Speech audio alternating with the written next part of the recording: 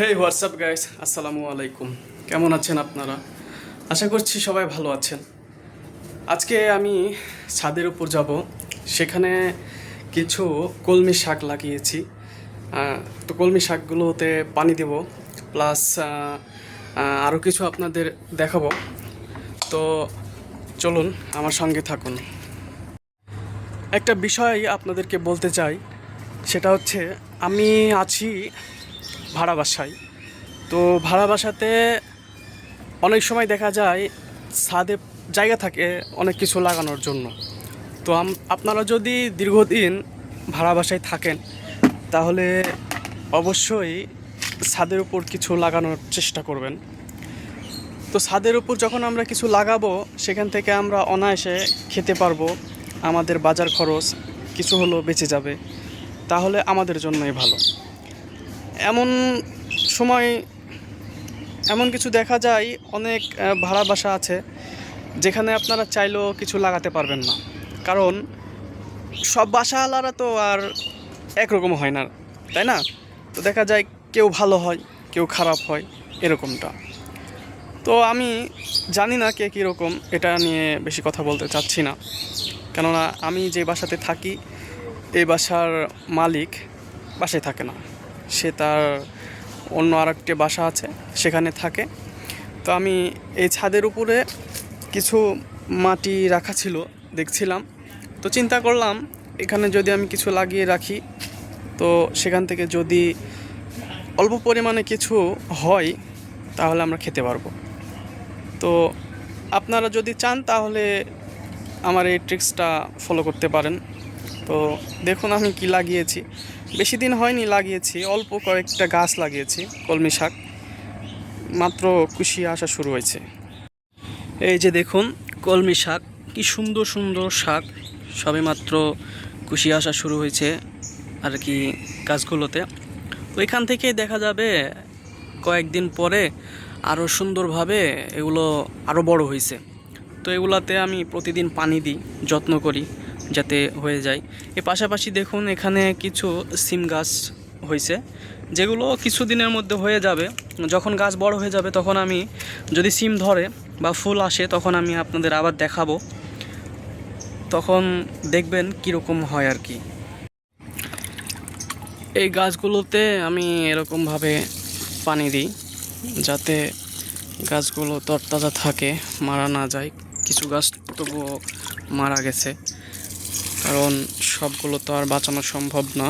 এগুলো জমিতে যখন চাষ হয় তখন সেভাবে প্রসেসিং করা হয়। আমার তো সেরকম প্রসেসিং করা নাই, শুধু জাস্ট বাজার থেকে কিছু কলমি শাক কিনে নিয়ে আসছিলাম, সেখান থেকে কয়েকটা ডাড়ায় শুধু এখানে লাগিয়ে দিচ্ছি আর কি। সেখান থেকেই এই অবস্থা। তো যদি ভালোভাবে হয় তাহলে ভালোই হবে, না হলে তো আর কিছু করার নাই। যাই হোক, এই তো অবস্থা। এখানে আরও গাছ ছিল, এই যে দেখুন এখানে হচ্ছে আপনার এগুলোকে কুমড়ো গাছ, এইগুলোতে পিঁপড়া লেগে গাছগুলো নষ্ট হয়ে যাচ্ছে। যেহেতু এগুলো বাসাওয়ালার গাছ, সেজন্য এতটা যত্ন নাই, কারণ আমরা যত্ন করতে গেলে এখানে অনেক খরচ করতে হবে, কারণ এখানে শুধুমাত্র লাগিয়ে রেখেছি এতটুকুই। এর বাইরে যদি খরচ করতে যাই, দেখা গেল এক সময় আসলো বাসাওয়ালা, তখন এসে আপনার গাছ হোক বা সবজি গাছ হোক বা কোনো গাছ হোক, সব তুলে ফেললো, বা তার প্রয়োজনে সে ফেলে দিল মাটি, এরকমটা হতে পারে।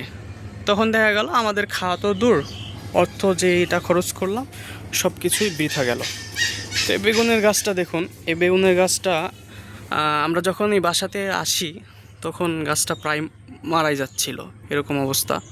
তো ছাদের উপরে এই যে ড্রামটা রাখা ছিল, তো এখানে বৃষ্টির পানি জমে এই ড্রামটা পুরো ভরা ছিল। তো এখান থেকে এই গাছটাতে প্রতিদিন আমরা পানি দিতাম, দিয়ে গাছটা এই অবস্থা। কিন্তু হঠাৎ করে অনেক পিঁপড়ার আবির্ভাব দেখতেছি। এই পিঁপড়াগুলো গাছের অনেক ক্ষতি করতেছে, প্লাস গাছ নষ্ট করে দিচ্ছে, প্লাস যে ফলগুলো ধরছে এগুলো নষ্ট হয়ে গেছে, অনেকগুলো নষ্ট হয়ে গেছে, এই যে এগুলো মারা গেছে। ফুল নষ্ট হয়ে গেছে, যার কারণে আর ফলও ধরতেছে না গাছগুলোতে।